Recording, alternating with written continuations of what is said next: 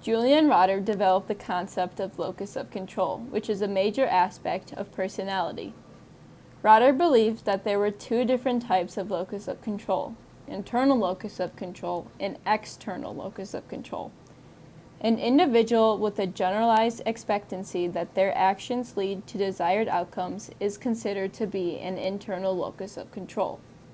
Someone that is internal locus of control believes that they got a bad grade on a test due to their lack of skills, or they did not work hard enough to achieve a good grade. However, an individual that believes there are factors outside of them, such as chance or powerful others, determine the outcomes is an external locus of control. From the previous example, someone that is an external locus of control would blame their grade on their teacher, not themselves. It is also possible to be in the middle, where you believe that in some cases you are in control of the outcome, but other times you are not. For example, you may think that you didn't get a job because of your skills, but then in other times, such as poverty, that there's no way that anyone could control that. Julian Rotter's social learning theory is that personality represents an interaction of the individual with their environment. Rotter has four main components to his social learning theory model predicting behavior. These are behavior potential, expectancy, reinforcement value, and the psychological situation. Locus of control fits well into this because it is primarily based on experiences with their environment. So, behavior potential is referred to the likelihood of engaging in a particular behavior in a specific situation. Depending on whether you are internal locus of control or external locus of control, it can prevent you from engaging in certain situations, especially if you think you are not going to get a job, since it is only up to luck or chance, so you won't even apply to that position. Expectancy is referring to how likely it is for that behavior to lead to an outcome. This again applies to locus of control because depending how motivated they are, it can change the outcome. Rotter also included reinforcement into his social learning theory, which is another name for the outcomes of behavior. It is things we want to happen, which again can differ depending on your locus of control. This is because internal locus of control wants to succeed, so they will work harder, but external locus of control does not have a high reinforcement value, since they do not think they control their destiny. The last factor of the social learning theory is psychological situation, which represents that each individual's experience of the environment is unique. People's locus of control depends on the experience that they've had. It can be based on how they grew up, where they grew up, the different experiences that they had in schools or jobs, and it is unique to the individual. This shows that locus of control fits well into the social learning theory. The two main models in the behaviorist approach is classical conditioning and operant conditioning. Classical conditioning was discovered by Pavlov and his dogs. However, it was further applied to human personality by Watson and Little Albert. The main concepts regarding classical conditioning is unconditioned stimulus, unconditioned response, conditioned response, generalization, discrimination, and extinction. However, when discussing classical conditioning and personality, it can be difficult because it only helps explain emotional behavior. For example, Watson was able to create a fear of animals for Little Albert, which is an emotional response, but does not explain personality that well. This is because after a while it may disappear, hence the term extinction.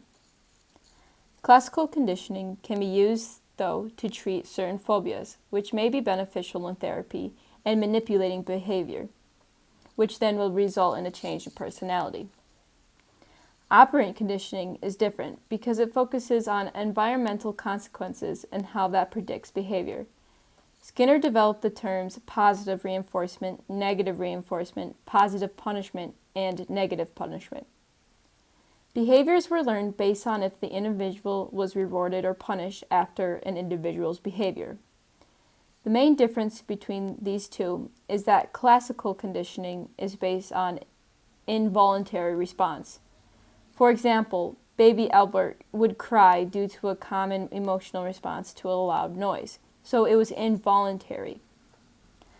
While operant conditioning deals with voluntary behaviors that people do that can be reinforced. In other words, classical conditioning is learning by association of stimuli, and operant conditioning is learning by consequences of a certain behavior. However, the main similarity is that both conditioning needs to be learned. You have to learn the association or you have to learn the consequences in order to change behavior. This is essentially the main goal of the models and have been commonly used throughout research. Both of these models makes the behaviorist approach very unique compared to the other perspectives. The behaviorist approach is different because it is focused on observable behavior, while the other perspectives focus on internal factors, such as emotion. Also, the research focuses on controlling their environment to see what impacts behavior. Behaviorists attempt to see what we learn from our surrounding environment and how that applies to personality. Behaviorists focus only on what they can observe and scientifically measure their results, which leaves out certain aspects of what personality is. This approach has been criticized in many ways because it does not take all factors into account, which minimizes the complexity of humans and personality. Another factor that made this approach unique is the research on animals that were generalized to humans. This can be a difficult thing to do and cannot always fully explain behaviors or even personality. Freud is one of the most criticized psychologists in personality. However, despite people's dislikes towards him, he has contributed a lot towards personality. He can be found everywhere, so it is hard to rule out his approach when discussing personality. Two aspects of Freud's theory that is still used is the id, ego, and superego, and also the idea of dreams.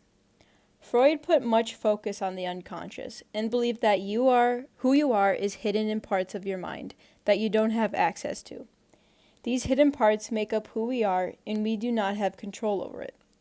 The unconscious is a big part of Freud's theory, and he puts much emphasis on it, which helped shape some of the other perspectives. The id, ego, and superego structure the mind, and the goal is to ensure that these three factors are balanced with one another. The id operates according to the pleasure principle, the ego is what deals with reality, and the superego is the morality principle. All of these work together to determine how the individual acts. This has been adapted into the other perspectives and also helps explain who we are. The id, ego, and superego are still used in research today and have helped identify personality. Another aspect that is still used in his work is his work on dreams. Freud did a lot of research with dreams and their interpretations. He believed that dreams were the best way to help understand the unconscious. He identified that within dreams, there is manifest content and latent content. Manifest content could be anything that has meaning, and latent content is the hidden meaning. Latent content tends to be more complex and difficult to interpret. However, Freud's interpretation of dreams is still one of the most used dream analysis today. These are the most impactful aspects of Freud's theory that are used. However, Freud did make mistakes too, and had many limitations to his theory. He put too much emphasis on sexual desires that did not make much sense. Also, some of his ideas are influenced by sexist assumptions, which was okay for that time, but time has changed and we have moved past that. For example, his ideas on penis envy and the Oedipus complex are not used in personality today. Overall, the phallic stage is hard to grasp, and has actually been adapted into a stage that deals with gender identity. That makes more sense and has more meaning behind it for personality rather than just sexual impulses. Another issue is that it focuses too much on childhood and does not take into account how personality can change throughout life. There are two main issues with Freud's theory that are not focused on personality today. The overall purpose of personality theory is to explain how people behave and to predict behavior. This is a difficult task since everyone is different and there are so many different factors that can contribute to this. However, it can also determine differences among people. Finding those differences can be beneficial since we can find what makes people different. I think that studying personality is extremely important for many reasons, despite its low correlations between measured personality and behavior. I think that personality is more so for the person than it is the psychologist. So even if it cannot necessarily predict behavior, it can help an individual know who they are. Even though it is important to understand that certain personality traits can predict how people will act in situations, it is more important for how that person views themselves and what they believe their personality is. It can help individuals develop a positive attitude in life about themselves. If someone is unsatisfied with their life, they are able to change and develop themselves to live a more satisfying life. Personality can help do this. Since personality makes you unique, and knowing about it can help explain who you are and how you act. Also, personality psychology should be continued to be researched in order to find those stronger correlations. Since it's been around a long time, it does not mean that the research is done. Developing your personality is important for your inner self, and you can become more aware of who you are. Introspection is important since it allows people to identify their strengths and weaknesses. Through the course of this class, I found myself thinking about who I was and figuring out if that is who I wanted to be. It is critical to know this because it is possible to change who you are, which is why continuing the research of personality is still needed. Also, personality can help in relationships as well. Conflicting personalities may be an issue, but if we are able to identify them, it can help resolve this. Especially in the workplace. There are a lot of different personalities, so it is important to learn that some personalities won't get along, but to have a manager that is able to work with all these personalities can be important. That is why personality is important in all situations and should be continued to be studied. Jung's idea of the collective unconscious was similar to Freud's in that it was a part of the mind that contained information unknown to the individual. However, the collective unconscious refers to the deepest part of the unconscious mind that is genetically inherited and does not change. The collective unconscious contains archetypes, which are universal symbols. They can be signs, symbols, or patterns of behavior inherited from our past ancestors. It was responsible for our beliefs and instincts. It is primarily made up of a collection of knowledge and imagery that every person is born with and is shared among us due to ancestral experiences. The collective unconscious can be accessed in a moment of crisis where we need to access that ancestral information. Also, the collective unconscious can be seen in dreams due to the many symbols that occur that have universal meaning. The purpose of the collective unconscious was to identify innate behavior disposition of all humans. Also, how we use these archetypes to depict the world and others. Through dreams, we were able to see the different archetypes and interpret them in different ways. Jung identified many different archetypes, such as birth, death, power, rebirth, the anima, the child, the hero, and the mother. All of these help explain our complex beliefs and why everyone had similar thought process. Further, everyone has a similar concept on morals and ethics that can help explain by the collective unconscious. Jung also used phobias to support the collective unconscious since these fears are manifested into individuals for no reason.